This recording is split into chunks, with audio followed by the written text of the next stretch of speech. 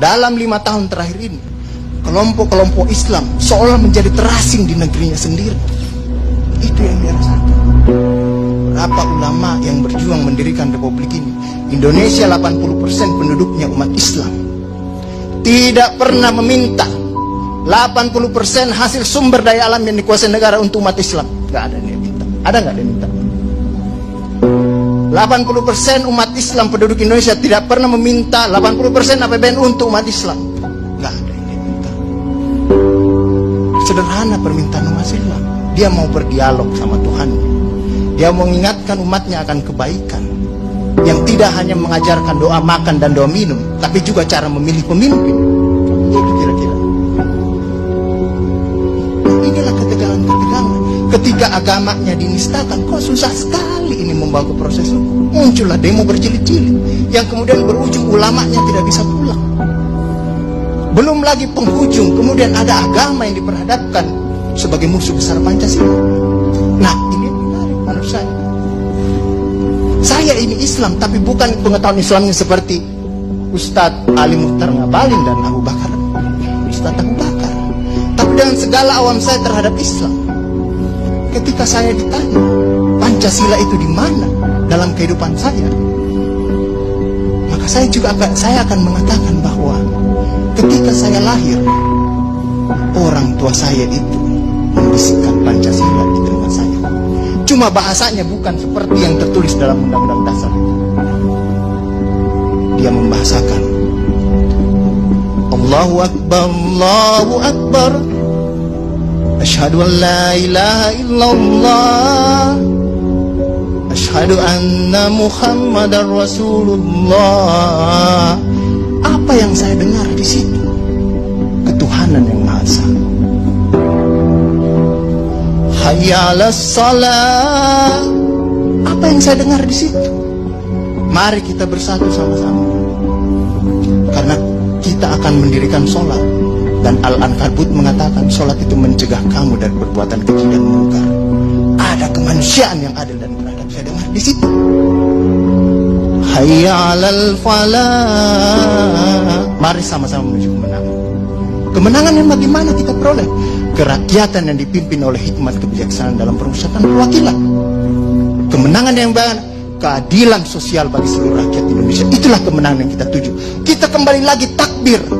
Allahu Akbar, Allahu Akbar, la ilaha illallah. Kita ulang lagi.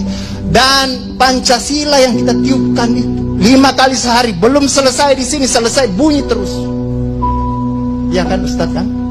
Belum selesai di daerah sini, selesai bunyi bertalu-talu terus. Seluruh dunia bertalu-talu. Inilah Islam. Yang kemudian sekarang dalam kelompok ini Ustadz Ali Muhtar Ngabalin, saya banyak belajar dari beliau.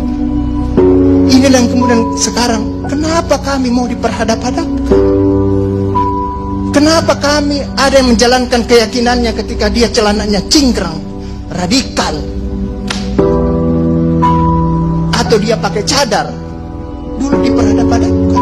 Saya Indonesia, saya Pancasila, ada dulu itu banyak sekali seperti itu. Kenapa kami seperti ini?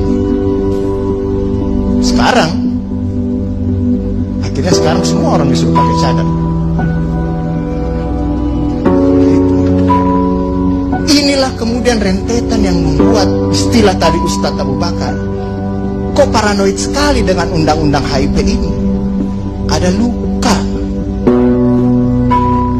Ada luka yang tadinya sudah mulai mengering, dilupakan.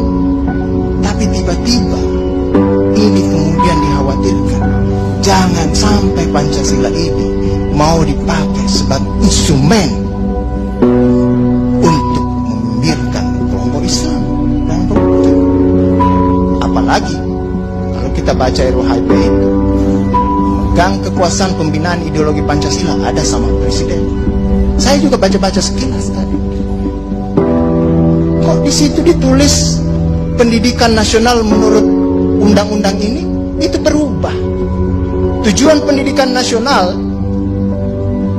oleh Undang-Undang Dasar mengatakan bahwa beriman, bertakwa, berakhlak mulia. Di sini diciptakan pendidikan nasional itu bertujuan untuk menjadi tenaga ahli dan terampil. Ini kan mau dikasih jadi tukang ini bagi kapitalis kalau seperti itu berpikirnya. Nah, inilah yang kemudian yang dirasakan oleh kelompok-kelompok Islam dalam perspektif perjalanan konstitusional kita, bahwa ada yang tidak adil dilakukan oleh kekuasaan. Kelompok Islam selama ini tadi yang saya katakan tidak pernah meminta apa-apa. Paling jauh kelompok-kelompok Islam mungkin dapat honor dari negara. Itu pun tidak dipakai untuk proyek, dikembalikan lagi untuk membantu negara, menghidupkan santri-santri, mencerdaskan kehidupan bangsa, menciptakan manusia-manusia yang beriman, bertakwa dan berakhlak mulia. Yang sebenarnya tugas pemerintah itu dikembalikan lagi seperti itu. Itulah yang kemudian mulailah sekarang kelompok Islam sangat hati-hati kalau kemudian Pancasila ditiupkan terus, seolah-olah ini mau dijadikan instrumen untuk memarjinalkan Pancasila.